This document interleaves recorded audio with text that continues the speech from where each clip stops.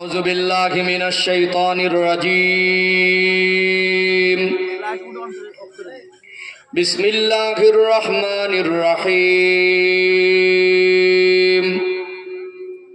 نحمده ونصلي على رسوله الكريم.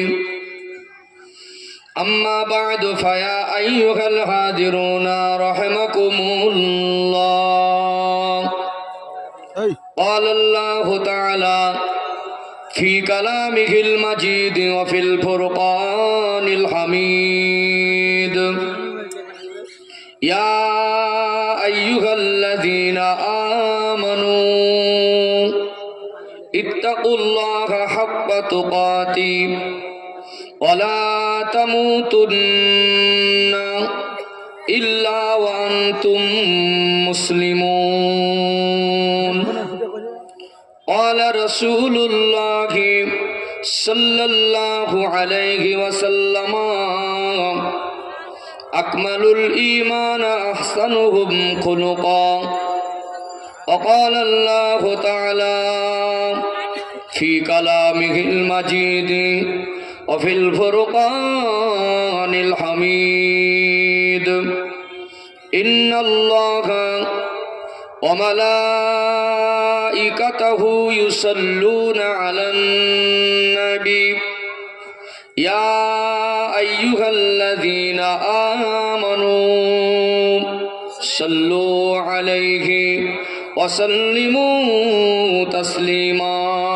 اللهم صل على سيدنا مولانا محمد وعلى آل سيدنا مولانا محمد.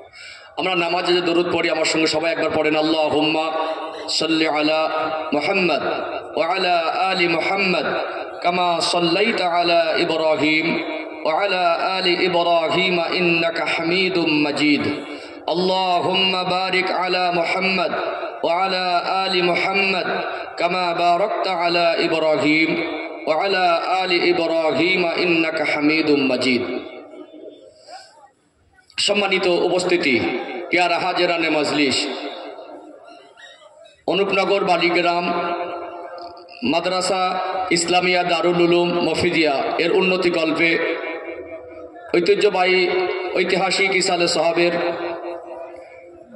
নির্ধারিত নির্বাচিত সম্মানিত সভাপতি সাহেব, এই মাদ্রাসার সম্মানিত মোহতামিম সাহেব সহ আসাতেজায়ে কেরাম, তোলাবায়ে ইলজাম, হুফাজে কেরাম, হুজ্জাজে কেরাম, সম্মুখ উপবিষ্ট বয়োজ্যেষ্ঠ দিনদার পরেজগার আল্লাহওয়ালা মুরব্বী বাপজানেরা, আমার সমবয়স্ক বয়কনিষ্ঠ স্নেহের ভাইয়েরা, পর্দার অন্তরালে অবস্থানরতা পর্দানাসীনা শিক্ষিতা ধার্মিকা সম্মানিতা মমতাময়ী আমার মায়েরা বোনেরা, সকলকে জানাই প্রাণ উজাড় করা হৃদয় নিংড়ানো আন্তরিক শুভেচ্ছা ও ভালোবাসা। সকলে সমবেত হয়ে সর্বপ্রথম আল্লাহ পাকের শাহী দরবারে শুকরিয়া জ্ঞাপন করি যে আল্লাহ পাক দুনিয়ার ব্যতিব্যস্ত থেকে নিজেকে আলাদা করে এই পবিত্র কোরআনুল মজলিসে দ্বীন শরিয়াতের জ্ঞান অন্বেষণের উদ্দেশ্যে আমাকে আপনাকে হাজির হওয়ার মতো তৌফিক এনায়েত করেছেন। সে আল্লাহ পাকের শাহী দরবারে কৃতজ্ঞতা প্রকাশে অন্তরের অন্তরস্থল থেকে সম্মিলিত কণ্ঠে প্রাণ ভরে সমস্বরে উচ্চ আওয়াজে বলেন আলহামদুলিল্লাহ। সবাই মিলে প্রাণ ভরে আর একবার বলেন আলহামদুলিল্লাহ। আল্লাহ পাকের প্রশংসার পরপর অসংখ্য দরুদ ও সালাম প্রেরণ করি সর্বকালের সর্বযুগের সর্বশ্রেষ্ঠ মহামানব, যিনি বিশ্ববাসীর জন্য রহমত, সৃষ্টি জগতের জন্য আল্লাহ জেনাকে রহমত করে প্রেরণ করেছিলেন, ইমামুল আম্বিয়া খাতামান নবিয়্যিন সাইয়্যিদুল মুরসালিন রাহমাতাল লিল আলামিন। সেই প্রিয় রসুলের পবিত্র রওজা তাহারে দরুদ সালামের ঝর্ণাধারা অজস্র ধারায় বর্ষিত হোক। ভক্তির সঙ্গে বলুন সাল্লাল্লাহু আলাইহি ওয়াসাল্লাম। সম্মানিত উপস্থিতি, আমার পূর্বে আপনারা গুরুত্বপূর্ণ আলোচনা শ্রবণ করলেন। এসেছি আমি অধম গুনাহগার, আপনাদের সন্তানের মতো, ভাইয়ের মতো।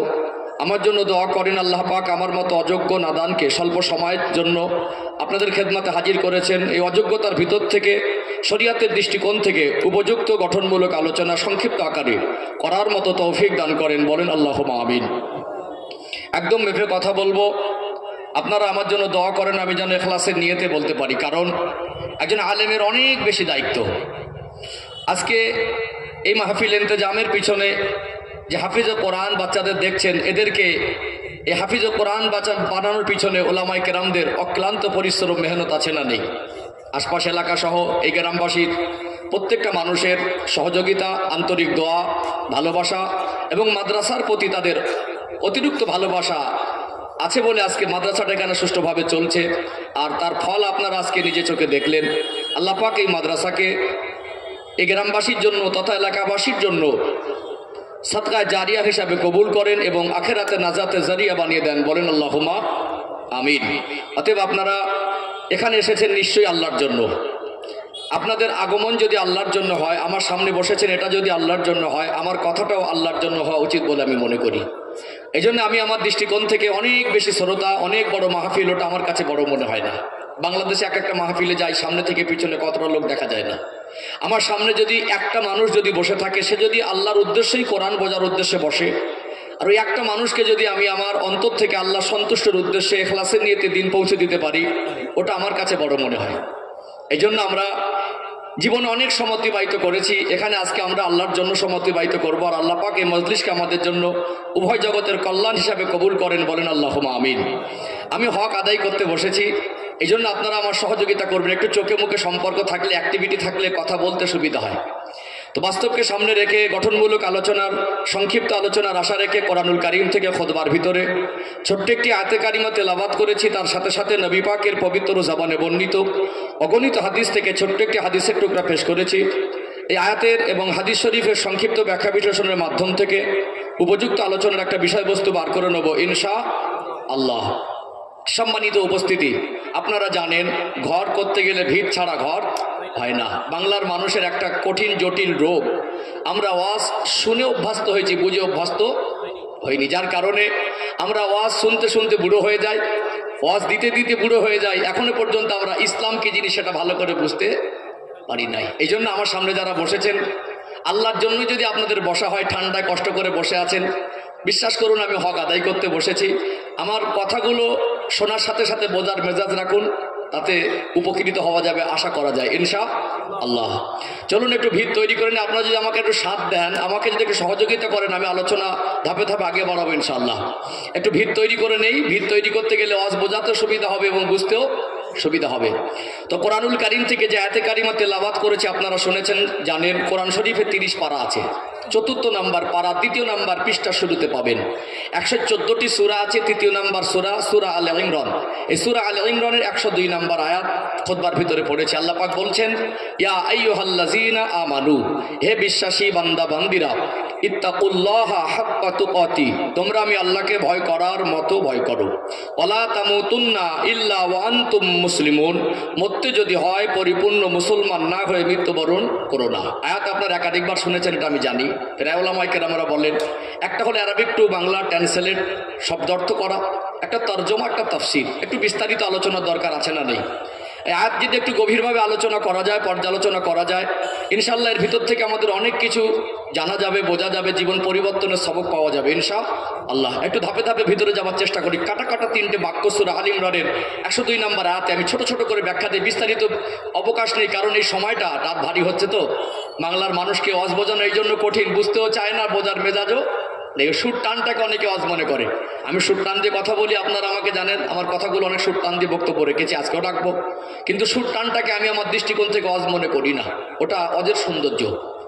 যদি সুর টানটাই ওয়াজ হয়, বলুন গানেও তো সুর আছে, কাওয়ালিতে সুর আছে। আবার দেখবেন কোরআনুল কারীম তেলাওয়াত করা হয় সুর দিয়ে। বাংলার পরিবেশ ওয়াজ নসিহতে একটু সুর চলে, কিন্তু আমাদের উদ্দেশ্য সুর নয়। উদ্দেশ্য কোরআন বোঝা, উদ্দেশ্য দ্বীন শরিয়ত বোঝা, উদ্দেশ্য ইসলামকে বোঝা, উদ্দেশ্য আল্লাহর বিধান নবীর তরিকাকে বুঝে আমাদের জিন্দগিতে বাস্তবায়ন করা। যদি এই ওয়াজকে সুর দিয়ে কেউ পছন্দ করেন, অনেকে করেন না, যদি সেটাও যদি দিতে হয়, তো আমরা হানাফি মাযহাবের মানুষ, আমাদের দৃষ্টিকোণ থেকে সুর টানটাকে আমরা হারাম মনে করি না। এটাকে দেব, অসুবিধা নেই, কিন্তু উদ্দেশ্যের বাইরে যাওয়া উচিত নয়। চলুন একটু ছোট ছোট করে আমি ভিত তৈরি করে নেই, ইনশাআল্লাহ ওয়াজ বোঝাতে সুবিধা হবে। আল্লাহ পাক সূরা আল ইমরানের 102 নম্বর আয়াতে প্রথম অংশে বলছেন, ইয়া আইয়ুহাল্লাযীনা আমানু, যারা ঈমানদার, যারা মুমিন, যারা মুসলমান, আল্লাহ তাদেরকে সম্বোধন করে বলছেন, কি বলছেন? ইত্তাকুল্লাহা হাক্কা তুকাতি, তোমরা আমি আল্লাহকে ভয় করার মতো ভয় করো। একটা হলো ভয় করা, আর একটা করার মতো করা, দুটোর মধ্যে অনেকটাই পার্থক্য। অনেক উদাহরণ দেওয়ার ছিল, জাস্ট একটা উদাহরণ দেই, যদি আপনাদের ধৈর্য থাকে, রেসপন্স পাই, তার একটা উদাহরণ দেবো ইনশাআল্লাহ। 1 নম্বর উদাহরণ দেখবেন, আমরা মানুষ, আমরা কখনো কখনো শারীরিকভাবে অসুস্থ হই না? কে কখন অসুস্থ হবে এটা আমাদের জানা নেই। হঠাৎ মনে করুন প্রচণ্ড মাথার যন্ত্রণা হচ্ছে বা পেটের যন্ত্রণা হচ্ছে বা জ্বর হলো বা পাতলা পায়খানা হয় বা জটিল কোনো কঠিন রোগ হয়, রোগ হলে আমরা কি করি? ব্যতিব্যস্ত হয়ে যাই কখন সুস্থ হব, ঠিক না বেঠিক? মাথার যন্ত্রণা যদি হয়, সারাদিনের মধ্যে যদি একদম না কমে, কতবার মনে পড়ে যে আমার সুস্থ হওয়া দরকার, কখন ভালো হবে, এই মনে পড়ে কি পড়ে না? এক সপ্তাহ গায়ে জ্বর কমছে না, এর জন্য আমরা একটা ডক্টর দেখাই, যদিও ডক্টরটা ঔষধ খেতে হয়, ডক্টর দেখাতে হয়, এটা চিকিৎসা পদ্ধতি নেওয়া জায়েজ আছে। ঔষধটা ওসিলা, ভালো করার মালিক আল্লাহ। এক সপ্তাহ ঔষধ খাওয়ার পরে যখন জ্বরটা না কমে, ওই সময় আমরা মাঝে মাঝে মনে করি ডক্টর হয়তো ভালো ঔষধ দিচ্ছেন, আবার ডক্টর চেঞ্জ করি। একটা জটিল রোগ ভালো হচ্ছে না, 1 মাস 1.5 মাস যখন মানুষ ওই রোগে আক্রান্ত হয়ে কষ্ট পায়, মানুষ টাকা না থাকলে ধার করে চিকিৎসা করে, ধার না পাইলে যদি কেউ কারোর কাছে ধার দেনা না চেয়ে পায়, অনেক সময় ভিক্ষা করেও চিকিৎসা করে। তো আমরা দেখেছি, আমরা যখন শারীরিকভাবে অসুস্থ হই, সুস্থতার জন্য আমাদের ভিতরে একটা ব্যতিব্যস্ত দেখা দেয় কি দেয় না? কিন্তু আমরা যখন আমাদের আমালে জিন্দেগি নষ্ট হয়ে গেল, আমাদের আদর্শ নষ্ট হয়ে গেল, মনুষ্যত্ব নষ্ট হয়ে গেল, নীতি নৈতিকতা নষ্ট হয়ে গেল, এর জন্য আমাদের ভিতরে কোনো পরিবর্তনের চেতনা দেখেছেন? দিনে আল্লাহ 5 বার ডাকছেন, হাইয়া আলাস সালাহ, বান্দা নামাজের জন্য। আমার রব, আমার মনিব, সৃষ্টিকর্তা আল্লাহ আমায় ডাকছেন, একবার আমার সাড়া দেওয়ার সময় হলো না। 1 সপ্তাহে 35 বার ডেকেছেন, 1 মাসে 150 বার ডেকেছেন। আল্লাহ পাক এরকম মাসের পর মাস আমাদের জীবন থেকে চলে যাচ্ছে, ডাক দিচ্ছেন। একটা মানুষ বেনামাজি তো বেনামাজি হয়েই আছে, ওর ভিতরে পরিবর্তনের কোনো চেতনা নেই, ব্যতিব্যস্ততা নেই। মদ খাচ্ছে তো খেয়েই যাচ্ছে, সুদ খাচ্ছে তো খেয়েই যাচ্ছে, অন্যায় জুলুম করছে তো করেই যাচ্ছে। মানুষের ভিতরে যদি ওই 1 মাস বেনামাজি হয়ে আছে, 1 বছর সুদ খেয়ে আছে, 1 বছর ঘুষের মধ্যে আছে, 1 বছর অন্যায় অত্যাচারের ভিতরে আছে, হারামের মধ্যে লিপ্ত আছে, 1 বছর যদি মাথার যন্ত্রণা না কমতো, কতবার মনে হতো ভালো হবো, মনে হতো না? কিন্তু ওর ভালো হওয়ার জন্য এই মানুষের চরিত্র, আমলে জিন্দেগি, আখলাক, নীতি নৈতিকতা, আদর্শ নষ্ট হয়ে গেল। এই ভালো হওয়ার কথার মনে জাগেনের অর্থ হলো আল্লাহর ভয় নামক জিনিসটা আমাদের অন্তরে কম। আল্লাহ পাক এই জন্য বলছেন, ইত্তাকুল্লাহা হাক্কা তুকাতি, তোমরা আমাকে ভয় করার মতো ভয় করো। আল্লাহর ভয়ের পরিমাণ যার অন্তরে যত বেশি, তার জীবন গোনা থেকে তত পবিত্র বেশি। কুল্লু বানি আদম খাত্তাউন, প্রত্যেকটা আদম সন্তানই গুনাহগার। আমরা কেউ বলতে পারবো না আমরা নিষ্পাপ। অতএব সম্মানিত ভাইরা, আমরা যে গুনাহগার, গুনাহগারদের মধ্যে এক শ্রেণীর গুনাহগারকে আল্লাহ ভালোবাসেন। তারা কারা? যারা গুনাহ করার পর অনুতপ্ত হয়। আল্লাহ আমি ভুল করেছি, সে বান্দার হক যদি নষ্ট করে ফেলে, দেখবেন ক্ষণিকের জন্য তার মনে একটা অনুতপ্ত হয় যে ভাই আমি হঠাৎ রেগে গিয়ে তোকে একটা কষ্ট দিয়ে ফেলেছি, মাফ করে দিই। এরকম মানুষ আছে না নেই? গোনা হয়ে গেলে তার ভিতরে অনুশোচনা, অস্থিরতা, অনুতপ্ত যে আমাদের একটা খারাপ কাজ হয়ে গেছে, এই ফিরে আসতে গেলে আল্লাহর ভয় নামক জিনিসটা দরকার। এই জন্য আল্লাহ বলছেন আমাকে ভয় করার মতো ভয় করো। এই কথাগুলো বুঝতে পারছেন তো? আমি যে সুর টান দিয়ে বলতাম, এগুলো অত সহজে বোঝানো যেত না। ধৈর্য আছে। আর একটা পয়েন্ট বলবো, আল্লাহর ভয়ের উপর একটা পয়েন্ট বলবো। চলুন আর একটা পয়েন্ট বলি, আরেকটু ক্লিয়ার হবে ইনশাল্লাহ। আমি বলছিলাম ফের আমি তো সব সমাজে চলছি, দেখছি, একদম প্র্যাকটিক্যালি আমি উপলব্ধি করি আজকে ম্যাক্সিমাম মানুষের ওয়াজ বোঝার মেজাজ নেই, শোনার মেজাজ আছে। কালকে সকালবেলা বলবে ভীষণ ওয়াজ হয়েছে, ভীষণ ওয়াজ শুনেছি, কি শুনলে হিসাব মেলাতে পারে না। ঠিক বলছি না ভুল বলছি? সম্মানিত ভাইরা, চলুন আরেকটা দৃষ্টান্ত দিই আপনাদেরকে। আমরা মুসলমান সবাই, কিন্তু মুসলমানদের মধ্যে এক শ্রেণীর মানুষ আছেন, তারা হলেন মুমিন। আমরা মুসলমান কিন্তু সবাই মোমেন হতে পারিনি। একজন মোমেন বান্দাকে হাক্কানি আল্লাহওয়ালা বলা যেতে পারে, একজন প্রকৃত আল্লাহওয়ালাকে আমরা মোমেন বান্দাদের অন্তর্ভুক্ত করতে পারি। যখন কোনো নেককার মানুষকে দেখি, শরিয়াতের পাবন্দি চলনেওয়ালা খোদাভীরু মানুষকে দেখে আমরা বলি লোকটা বুজুর্গ মানুষ, আল্লাহওয়ালা মানুষ, দিনদার মানুষ, পরেশগার মানুষ। এই সমস্ত শব্দ চয়ন দিয়ে তাদেরকে সম্মান করি, কি করি না? করি না? অতএব মোমেন বান্দা আর আমাদের মধ্যে পার্থক্য দেখুন। যারা মোমেন, তাদের জীবনের থেকে আমাদের জীবনের গোনার পরিমাণ বেশি না কম? বেশি না কম? গোনার পরিমাণ আমাদের বেশি, তাদের কম। তারা আমাদের থেকে কাঁদেন বেশি না কম? গোনা কম, কাঁদছেন বেশি। আর আমাদের গোনা বেশি, কাঁদছি কম। পার্থক্য বুঝতে পেরেছেন? আপনাদের অন্তরে আল্লাহর ভয় নামক জিনিসটা ছিল। আল্লাহ এই জন্য বলছেন আমাকে ভয় করার মতো ভয় করো। চলুন এই শেষ বাক্যটার থেকে আমরা আলোচনার বিষয়বস্তু বার করে নেবো। ধৈর্য আছে তো নাকি? হ্যাঁ, শেষ বাক্য থেকে একটু আমরা আলোচনার বিষয়বস্তু খুঁজে নেবো ইনশাআল্লাহ। এখানে আমার এই আয়াতের শেষ অংশে অনেক কিছু বোঝার আছে, বোঝাবার আছে। আল্লাহ বলছেন ওয়ালা তামুতুন্না ইল্লা ওয়া আনতুম মুসলিমুন, মরতে যদি হয় পরিপূর্ণ মুসলমান না হয়ে মৃত্যুবরণ করুন। ভালো করে খেয়াল করুন, কি না হয়ে?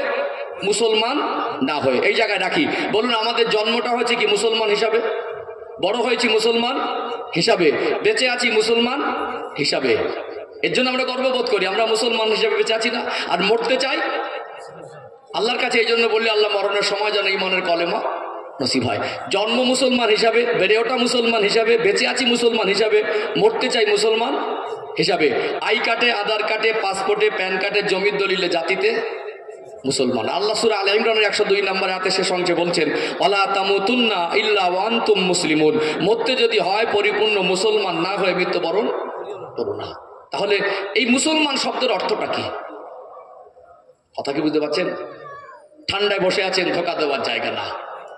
আমি আপনাদের মন জয় করতে বসেনি। মন জয় করা আলাদা, হক আদায় করা আলাদা। একজন বক্তা ওয়াইজ মোকাররি যদি মনে করেন সামনে যারা বসে আছেন ওদের মনটা খুশি করব, এটা অত্যন্ত সহজ। বিভিন্ন কথাবার্তা দিয়ে মন জয় করা যায়, কিন্তু আল্লাহর সন্তুষ্টের উদ্দেশ্যে হক আদায় করাটা কঠিন। কোরআনের থেকে ভালো কথা, হাদিস শরীফের থেকে ভালো কথা আমার পক্ষে আপনার কাছে উপহার দেওয়ার মতো আর ক্ষমতা নেই।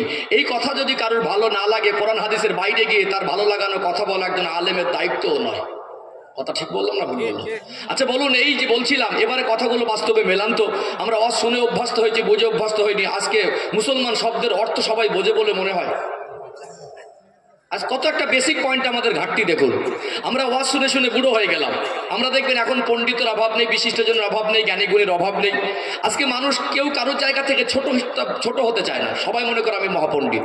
কিন্তু একটা বাড়িতে 5 জন 7 জন ফ্যামিলি, এই ফ্যামিলি মেম্বার সেও জানে না মুসলমান শব্দের অর্থ কি, তার পরিবারের সদস্যরা কেউ জানে না। আঘাত দেওয়া উদ্দেশ্য নয়, কাউকে ছোট করা, আক্রমণ করা উদ্দেশ্য নয়। আপনারা এই গ্রামের মানুষ, আশপাশ এলাকার মানুষ, আপনারা বলেন তো সবাই কি মুসলমান শব্দের অর্থ বোঝে? তাহলে যে মানুষটা আজ পর্যন্ত 20, 30, 40, 50 বছর বয়স মুসলমান শব্দের অর্থটাই বুঝলো না, ওর দ্বারা মুসলমান হওয়া পরিপূর্ণ সহজ হবে না খারাপ কঠিন হবে? আর বাস্তবে তাই। আমরা গাড়ি বাড়ি করেছি, রাস্তাঘাট উন্নতি করেছি, জামা কাপড় আপডেট করেছি, আমরা আমাদের ইমান আমলকে আপডেট করতে পারলাম না। এই মুসলমান শব্দের অর্থ জানা দরকার আছে না নেই? আছে না? ধৈর্য আছে তো নাকি? আমি সুর টানে যাবো। বাংলার পরিবেশ তো সুর টান ছাড়া মানুষ আর বুঝতে চায় না। একটু জাস্ট এই আয়াতের ব্যাখ্যা দিয়ে নেই, আমি সুর টানে চলে আসবো ইনশাল্লাহ। আপনার যা ধৈর্য ধারণ করে আল্লাহর কোরআনের জন্য তো এগুলো আমাদের সময় দেওয়া দরকার, ঠিক তো নাকি? সম্মানিত ভাইয়েরা, তাহলে মুসলমান শব্দের অর্থ হলো স্বইচ্ছায় আত্মসমর্পণকারী। শব্দটা হার্ড হয়ে গেছে, একটু খুলে ব্যাখ্যা করি। আমরা যে কালেমা পড়েছি, লা ইলাহা ইল্লাল্লাহ, আল্লাহ পাক ছাড়া আর কোনো উপাস্য নাই। অতএব তামাম কুল কায়নাতের স্রষ্টা আল্লাহকে রব বলে মেনেছি মনে, আমি আমার ব্যক্তিগত মতে আজ থেকে আর চলতে পারবো না। চলার ক্ষমতা আছে বলে যা ইচ্ছা যেভাবে ইচ্ছে সেভাবে চলতে পারবো না। বলার ক্ষমতা আছে বলে যা ইচ্ছে তাই বলতে পারবো না। করার ক্ষমতা আছে বলে যা ইচ্ছা তাই করতে পারবো না। খাওয়ার ক্ষমতা আছে বলে যা মন চায় তাই খেতে পারবো না। আল্লাহকে রব বলে মেনেছি মানে আল্লাহর কাছে আত্মসমর্পণ করেছি, আল্লাহর হুকুমের মধ্য দিয়েই চলবো। মুহাম্মাদুর রাসূলুল্লাহ সাল্লাল্লাহু আলাইহি ওয়াসাল্লাম, অর্থাৎ আমরা আমাদের নবীকে নবী বলে মেনেছি মানে আমার মাথার চুলের থেকে পায়ের তলা পর্যন্ত আমার ছাটকাট, লেবাস, পোশাক, চালচলন, আখলাক, চরিত্র, চিন্তা, চেতনা, আদর্শ আমার নবীর মতো হবে। এই আল্লাহ এবং রসুলের কাছে স্বেচ্ছা আত্মসমর্পণ করে দেয় তাকে বলা হয় মুসলমান।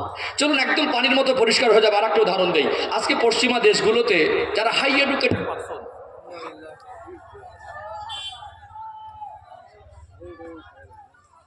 দরুদ শরীফ পড়েন আল্লাহুম্মা